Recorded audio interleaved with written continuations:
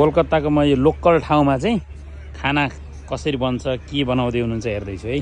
यहाँ मटर पनिर बन्दैछ। देख्दा नै एकदम खान मन लाग्ने यस्तो राम्रो। यहाँ म चट्टो चुलोमा अङ्कलले बनाउँदै हुनुहुन्छ।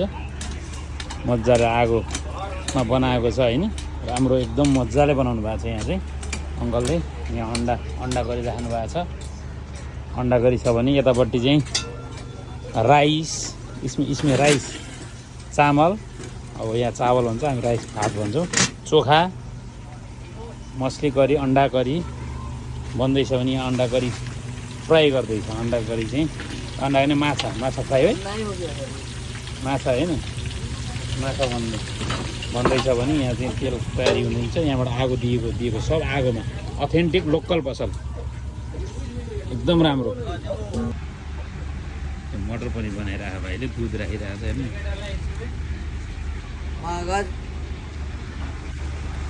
कोलकातामा मटर पनिर रिसाए